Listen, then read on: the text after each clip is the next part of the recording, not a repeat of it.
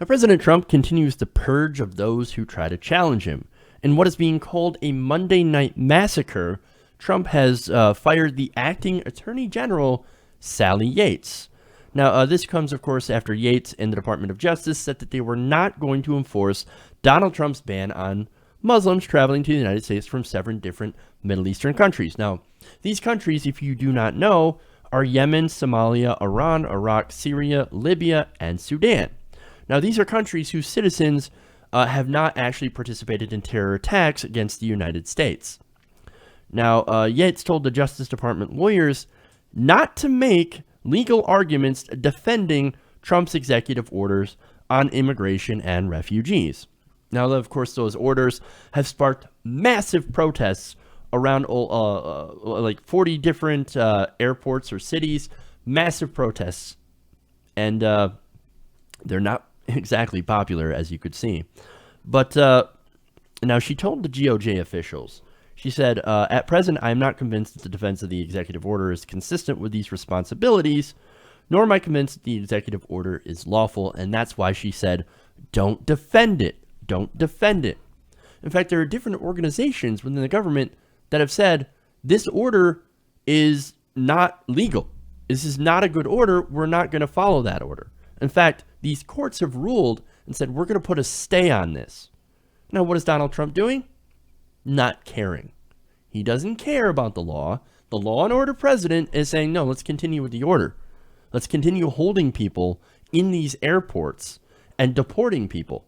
In fact, there was a recent story I just read where there is Syrian Christians.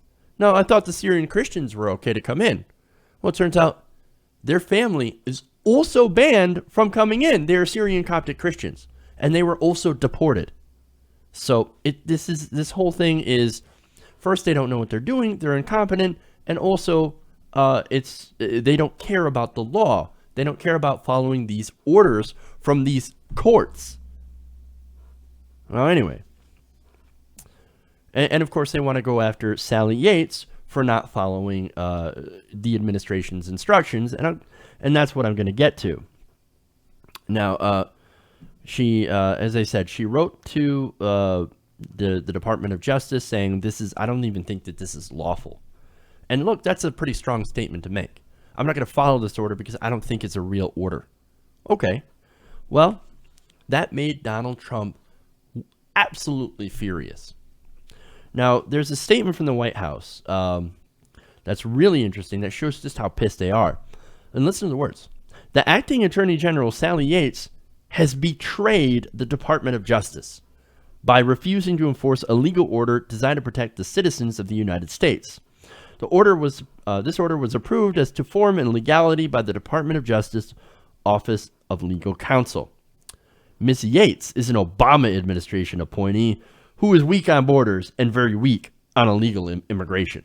So already, you start out with betrayal. She has betrayed the Department of Justice. No. She has betrayed Donald Trump. So, I mean, this is amazing. Now, of course, the statement continues. President Trump released Ms. Yates of her duties and subsequently named Dana Bones, a U.S. attorney for the Eastern District of Virginia, to serve as acting attorney general until Senator Jeff Sessions is finally confirmed by the Senate, where he is being wrongly held up by Democrat senators for strictly political reasons. So that's an official White House statement. Jesus. Now, as I said, replacing Yates is Dana Bones.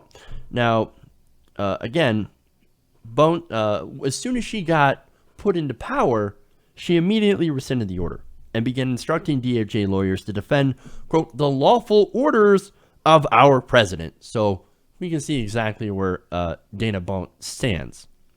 She's like, yes, sir. Yes, Donald Trump, sir. Yeah, I am going to enforce this order. Yes, sir, I will. And that's why she's got that position in the first place. Because you cannot say no to Donald Trump. Now, interestingly enough, I want to show this confirmation hearing of Miss Yates. Now, she's going to be questioned, and this actually happened a long time ago when she was appointed here. but she was going to be questioned by Jeff Sessions, and she's going to be asked a very important question, and I want to show you that right now. Well, you have to watch out because people will be asking you to do things you just need to say no about. Do you think the Attorney General has a responsibility to say no to the president if he asks for something that's improper? A lot of people have defended the Lynch nomination, for example, by saying, well, he appoints somebody who's going to execute his views. What's wrong with that? But if the views the president wants to execute are unlawful, should the Attorney General or the Deputy Attorney General say no? Senator, I believe that the Attorney General or the Deputy Attorney General has an obligation to follow the law and the Constitution and to give their independent legal advice to the president. So basically, Sessions asked, "Yeah, are you gonna stand up against the president if he makes an unlawful order?" She says yes, and she did that. She did exactly that because she felt that this was unconstitutional, and it seems like it is. But look, this whole thing, this is an example of the purge to anybody who might challenge Donald Trump, or what's more likely, Steve Bannon. Bannon is kind of running the show more than anything. And yes, I know that Yates, in the end, it wasn't going to matter. This was going to happen anyway, because Yates was likely to be replaced. Now, is she going to be replaced by Jeff Sessions? Well, that's really up to the Senate, I guess, if they end up confirming his appointment. And of course, Sessions would likely do what Dana Bond already did. But nonetheless, it's sort of the principle here, right? And really, the reason that she was fired, instead of them letting them wait it out, is that she had the audacity to oppose Donald Trump. How dare you go against my orders? How dare you go against me and Steve Bannon? Is essentially what's going on. And look, she's not the only one that has faced repercussions. There have been a lot of different administration officials that have been purged, and some that have been demoted. Now, one of them is the former head of the Immigration and Customs Enforcement Department, and it was a man named Daniel Ragsdale. Now, he was replaced by a man named Thomas Homan. The appointment of Homan, who most recently led the arm of ICE that enforces detention and deportation. According to the Huffington Post, signals that the Trump administration's intent is to place a greater emphasis on the harsh enforcement measures that Homan had carried out in his previous positions. Basically, look, there are immigration detention centers on the border when President Obama was in office. And not only that, but President Obama carried out millions of deportations. He is the deporter in chief. Now, somewhere around 3 million people were deported? More than George W. Bush. And I might be wrong on the numbers, but I know it's more than George W. Bush or Bill Clinton. So President Obama said, yeah, we're going to deport people. A lot of people. And that's exactly what they did. And it was done by Mr. Thomas Homan.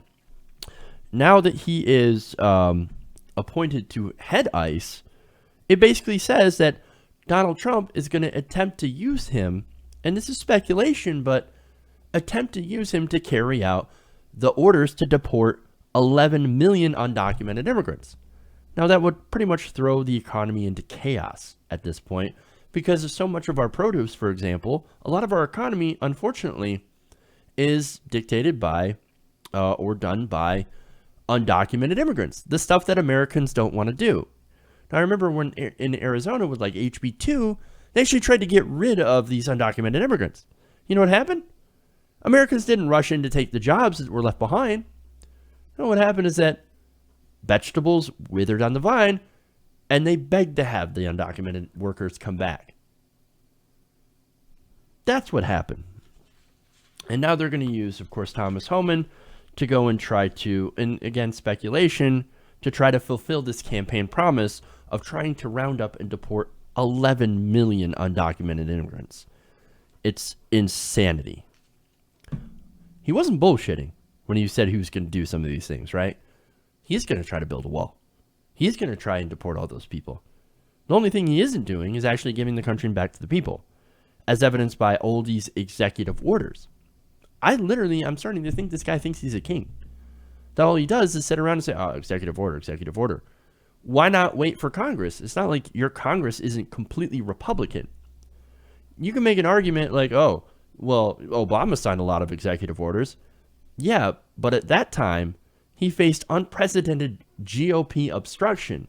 With Donald Trump, he's got the House, he's got the Senate, and he's pretty soon to get the Supreme Court. So what's Donald Trump's excuse? I just want to get shit done. I think I'm a king. That's what it is. And look, he's starting to concentrate, and I'll get into this later, but he's starting to concentrate more and more power into a smaller and smaller group of people. And one of those people is Steve Bannon. Now, Bannon is now a member of the National Security Council. And so that's an unprecedented post for someone like that to occupy. So look, all of this, if this isn't disturbing to you, the purges and the putting unqualified people into positions and the concentration of power to a small group of people, if that does not disturb you, then you're not paying attention or you don't care. Hey everybody, thanks for watching this video. If you want to see more like this, please hit the subscribe button below. And if you want to support truly independent, non-corporate media, go to our Patreon page and become a patron. Patreon.com/TYTNation.